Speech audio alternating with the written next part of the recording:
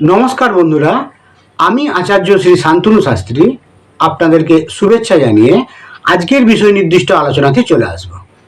আপনারা ভিডিওটি শেষ পর্যন্ত দেখবেন। ভিডিওটি যদি ভালো লাগে তাহলে ভিডিওটি শেয়ার করবেন এবং চ্যানেলটি সাবস্ক্রাইব করবেন এবং বেল বাটন প্রেস করবেন ভবিষ্যতে নতুন নতুন ভিডিওর আপডেট পাওয়ার জন্য। তো চলে আসুন আজকের আলোচ্য বিষয়ে আমরা চোখ রাখি। নমস্কার বন্ধুরা, জ্যোতিষলোক চ্যানেলের পক্ষ থেকে আপনাদেরকে শুভেচ্ছা জানিয়ে আজকের বিষয় নির্দিষ্ট আলোচনাতে চলে আসব। আজকে আমরা রবি গ্রহ এবং রবির যে রত্ন সেটি রুবি, সেই রুবি নিয়ে আমরা আলোচনা করব। তো প্রথম অবস্থাতে আমরা রবি গ্রহের উচ্চস্থ এবং নিচস্থ অবস্থায় ফলাফল নিয়ে আমরা একটু আলোচনা করব। তার পরবর্তীকালে আমরা রবির যে রত্নপাথর রুবি সম্বন্ধীয় আমরা কিছু আলোচনা করব। তো আমরা জানি যে মেষ রাশিতে রবিকে আমরা উচ্চস্থ অবস্থায় আমরা থাকতে দেখি। ডিগ্রিগত দিক দিয়ে যদি সেই জায়গায় পৌঁছতে পারে তাহলে অবশ্যই রবি মেষ রাশিতে উচ্চস্থ বলে আমরা ধরে নিই। আর তুলা রাশি, সেখানে রবি যদি দেখা যায় ওই 60 ডিগ্রিতে যদি থাকে সেক্ষেত্রে নিচস্থ। তাহলে উচ্চস্থ অবস্থা এবং নিচস্থ অবস্থা ক্ষেত্রে মেষ এবং তুলা রাশি কে আমরা রবি ওই দুটি রাশিতে উচ্চস্থ এবং নিচস্থ অবস্থা তৈরি হয় বলে আমরা জানি। তো এবার আমরা যদি দেখি যে রবি মেষ রাশিতে অবস্থান করে উচ্চস্থ হয়েছে, সেক্ষেত্রে কি ফলাফল পেতে পারি না, সেখানে দেখা যায় কি যে জাতকের মান, যশ, সম্মান এবং দেখা যায় যে তার মধ্যে এক ধরনের পবিত্রতা লক্ষ্য করা যায়। সে নিঃস্বাবান হয় এবং কোনো কাজে সে দৃঢ়ভাবে লেগে থাকার একটা গুণ তার মধ্যে লক্ষ্য করা যায়। এছাড়াও আমরা যেগুলি লক্ষ্য করি সেটি হচ্ছে কি যে সেটি বিভিন্ন মন্ত্রী, বিখ্যাত ধার্মিক লোক, গুরুত্বপূর্ণ সব পলিটিক্যাল লিডার যারা আছেন এবং বিখ্যাত চিকিৎসক, আইনজ্ঞ, সাহিত্যিক, শিল্পী প্রভৃতি সকল বিভিন্ন উচ্চস্তরীয় যে ব্যক্তিরা, উচ্চ পদ যারা হোল্ড করে থাকেন, তাদের ক্ষেত্রে রবি মেষ রাশিতে উচ্চস্থ থাকলে এই ধরনের ব্যক্তিদের ক্ষেত্রে দেখা যায় তারা একটা সাফল্যের উচ্চতম শিখরে পৌঁছয় এবং তারা এই পার্টিকুলার এই প্রফেশনগুলিতে তারা উল্লেখযোগ্যভাবে নাম যশ তাদের মধ্যে লক্ষ্য করা যায়, নাম যশ প্রতিপত্তি। তো এই তো গেল উচ্চস্থের অবস্থা যেটি মেষ রাশিকে কেন্দ্র করে তৈরি হয়। এবার আমরা চলে আসব, যদি দেখি যে নিচস্থ অবস্থা মানে ঠিক তুলা রাশিতে যদি আমরা দেখি যে রবি অবস্থান করছে, সেক্ষেত্রে তুলা রাশিতে অবস্থান করলেই যে হবে তা নয়, একটা ডিগ্রি আছে, সেই ডিগ্রির মধ্যে অবস্থান করতে হবে।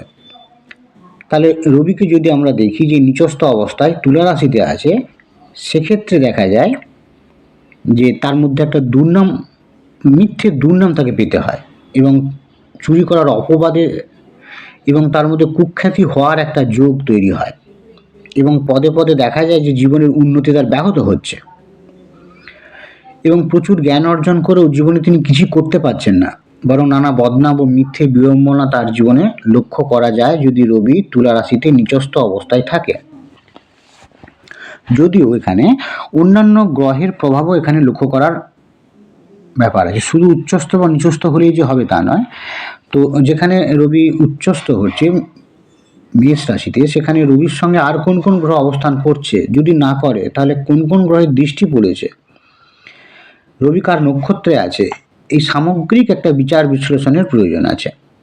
শুধু যদি আমি বলি যে রবি উচ্চস্থ হলেই হবে, নিচস্থ হলেই হবে, এটা একটা স্থূল ফলাফলের দিকে আমরা তাহলে চলে যাচ্ছি, ধরে নিতে হবে।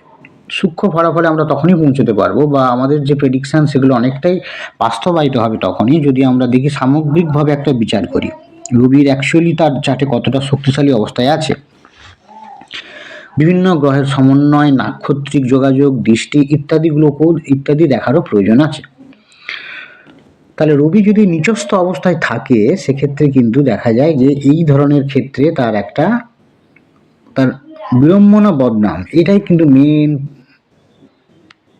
লক্ষ্য করা যায় জাতক জাতিকার মধ্যে। এছাড়াও দেখা যায় যে আরেকটা জিনিস যেটা লক্ষ্য করতে হবে কি, যে রবির ক্ষমতাকে যে গ্রহ সবচেয়ে বেশি নষ্ট করে সেটি হচ্ছে রবি। যদি আমরা দেখি যে রাহুর সঙ্গে একটা সহাবস্থান করেছে, তখন দেখা যায় যে রবির ক্ষমতা নষ্ট হচ্ছে। যদি একই ঘরে থাকে বা দৃষ্টি বিনিময় হয় পারস্পরিক, সেক্ষেত্রে কিন্তু এই ধরনের অবস্থা তৈরি হয়। রবির নক্ষত্র থাকে তখনও একটা অবস্থা তৈরি হয়। তবে খারাপ হলেও যেমন আমাদের দেখতে হবে যে কতটা খারাপ, আর ভালো হলেও দেখতে হবে যে কতটা ভালো। তো তার উপরেই বেশ করে কিন্তু ভালোত্ব বা খারাপ তার যে গভীরতা কতটা সেটা আমরা বুঝতে পারবো। তো এইবার আমরা রবির আর কিছু গুরুত্বপূর্ণ কয়েকটি তথ্য আমরা জেনে নেব প্রফেশনের দিক থেকে। লগ্ন সাপেক্ষে আমরা যদি ধরি মেষ লগ্ন, সেক্ষেত্রে আমাদের সপ্তম ঘর এবং দশম ঘর, এখানে সপ্তম ঘর তুলা রাশিতে পড়েছে এবং দশম ঘর মকর রাশিতে পড়েছে। এখানে যদি আমরা দেখি যে লগ্ন সাপেক্ষে সপ্তম ঘর এবং দশম ঘর, এই দুটি ঘর মেষ রাশির ক্ষেত্রে, এখানে কিন্তু এই দুটি ঘরে রবি অতটা ভালো ফল দিতে পারে না। তো সেক্ষেত্রে কিন্তু প্রফেশনের দিক থেকেও তাকে একটা সমস্যার সম্মুখীন হতে হয় সাধারণ অবস্থায়। এবার রবি তার চার্টে কতটা শক্তিশালী আছে, কতটা দুর্বল আছে সেটাও দেখার প্রয়োজন আছে। কিন্তু ইন জেনারেল ক্ষেত্রে আমরা যদি দেখি যে আমরা লগ্ন যদি আমরা এখানে চেঞ্জ করি, লগ্ন যদি আমরা এখানে বৃষ লগ্ন করি, সেক্ষেত্রে সপ্তম ভাব আমাদের পড়ছে বৃশ্চিক রাশিতে এবং দশম ভাব পড়ছে আমাদের কুম্ভ রাশিতে। তো সেক্ষেত্রে কিন্তু আগের থেকে একটু বেটার অবস্থা তৈরি হবে, কারণ এখানে একটি ঘর সপ্তম ঘর মঙ্গলের ঘর বৃশ্চিক রাশি, আর আরেকটি অবশ্যই শনির ঘর, যে শনির সঙ্গে রবির অতটা ভালো সম্পর্ক নেই। তো সেক্ষেত্রে একটা আগের থেকে ভালো অবস্থা তৈরি হবে। মানে রবি যদি এই ঘরগুলিতে শক্তিশালী থাকে এবং প্রফেশনের ক্ষেত্রে তার একটা উল্লেখযোগ্য ভূমিকা থাকবে, সেক্ষেত্রে অনেক গ্রহই আসতে পারে সপ্তম ভাব এবং দশম ভাব সাপেক্ষে একাধিক গ্রহ আসতেই পারে। তার মধ্যে কোন গ্রহটি শক্তিশালী যদি আমি আলোচনার খাতিরে ধরি যে রবি শক্তিশালী, সেক্ষেত্রে বৃষ লগ্নের ক্ষেত্রে ফলাফল কিন্তু অতটা পজিটিভিটি আসছে না। রবি শক্তিশালী হলেও রবি যদি গুরুত্বপূর্ণ কানেকশন করে শক্তিশালী অবস্থায়, তাহলে তো অবশ্যই একটা জায়গায় পৌঁছবে, কিন্তু যেভাবে ভাবা হবে অতটা হয়তো নাও হতে পারে, কারণ এখানে প্রাথমিকভাবে কিছুটা পিছিয়ে থাকছে সম্পর্কের দিক থেকে। এবার আমরা যদি ধরি মিথুন রাশিতে যদি লগ্ন হয়, কারো যদি মিথুন লগ্ন হয়, সেক্ষেত্রে কিন্তু সপ্তম ভাব পড়ছে ধনু রাশিতে আর দশম ভাব পড়ছে মীন রাশিতে। তো এক্ষেত্রে কিন্তু বৃহস্পতি কিন্তু এখানে ওই ভাবগুলির অধিপতি হয়ে গেছে বৃহস্পতি। তো এই ক্ষেত্রে যদি দেখা যায় যে রবি একটা নির্ণায়ক ভূমিকা পালন করছে, সেখানে তার প্রফেশন বা তার ব্যবসা ইত্যাদির ক্ষেত্রে রবির একটা উল্লেখযোগ্য ভূমিকা আছে, সেক্ষেত্রে সে কিন্তু একটা উচ্চতর পর্যায়ে পৌঁছতে পারে। তো এক্ষেত্রেও কিন্তু আমাদের ভাবের অধিপতি তার সাথে রবির যে সখ্যতা সেটি বা বন্ধুত্বতা সেটি কতটা, এবং ইন্ডিভিজুয়াল চার্টে রবির শক্তিমত্তা, এগুলিও দেখার প্রয়োজন আছে, তবেই আমরা একটা সঠিক সিদ্ধান্তে পৌঁছাতে পারবো। তো যদি দেখা যায় যে রবি খুব শক্তিশালী অবস্থায় থাকে যদি এই লগ্ন মিথুন সাপেক্ষে, সেক্ষেত্রে কি হতে পারে, সেক্ষেত্রে কোন ক্ষেত্রগুলিতে একজন জাতক বা জাতিকা উন্নতি করতে পারে না, সেখানে ব্যবসার দিক থেকে যেমন আমরা ধরি, সেখানে কাঠ পাথর ইটের ভাটা, বড় ঠিকাদার, জমি ভূসম্পত্তি নিয়ে ব্যবসা, সোনা তামা, ওকালতি, উচ্চ শিল্পকলা সংক্রান্ত যে কোনো ক্ষেত্রে সে যুক্ত হতে পারে। তাহলে আমাদেরকে লগ্ন সাপেক্ষে যে ভাবটি তার সপ্তম ভাব এবং দশম ভাব পড়ছে, তার অধিপতির সঙ্গে রবির কতটা সখ্যতা আছে সেটি দেখার পরে আমরা এই সিদ্ধান্তে পৌঁছতে পারবো। এটি আমাদের D1 চার্ট বা লগ্ন কুণ্ডলী দেখে আমাদের, বা জন্মকুণ্ডলী, তো এইটি দেখে আমাদের একটা এই সিদ্ধান্তে পৌঁছতে হবে যে এরকম একটা অবস্থা তৈরি হবে। এইবার আমরা চলে আসব রুবি নিয়ে আমরা একটু আলোচনা করব। রুবি পাথর নিয়ে আমরা আলোচনা করব। তো এখানে আমাদের রুবি, আমরা জানি যে সূর্যের সঙ্গে বা রবির সঙ্গে এই গ্রহটির একটা সংযোগ আছে। তো সেই হিসেবে আমাদের এর উপকারিতা নিয়ে আমরা আলোচনা করব। এটি দেখা যায় কি যে রবির রত্ন তো রুবি, তো এটি জীবনী শক্তি এবং শক্তি বৃদ্ধি করতে সাহায্য করে। এটি যে মূল চক্র আমাদের আছে 7টা চক্রের মধ্যে, সেই চক্রকে উদ্দীপিত করে। পিতার সঙ্গে সম্পর্কের উন্নতি করে যদি আমরা রবির রত্ন রুবি ধারণ করি। ব্যক্তির মধ্যে একটা সৃজনশীলতা বৃদ্ধি পায়, অবশ্যই যদি চাটে শক্তিশালী অবস্থায় থাকে।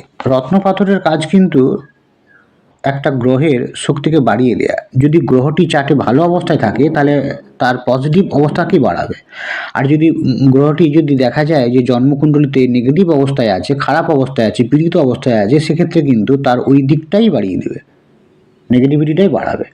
এটা আমাদের মাথায় রেখেই রত্ন ধারণ করতে হবে। তাই আগে জন্মকুণ্ডলী ভালো করে বিচার বিশ্লেষণ করার প্রয়োজন আছে যে তার চাটে যে গ্রহটি ধারণ করার কথা বলা হচ্ছে সেই গ্রহটি কতটা শুভ, তবেই তার শুভ ফল বাড়বে। কারণ রত্নপাথর ফল বাড়ায়। চারটি গ্রহটি ভালো থাকলে ভালো ফল বাড়াবে, খারাপ থাকলে খারাপ ফল বাড়াবে।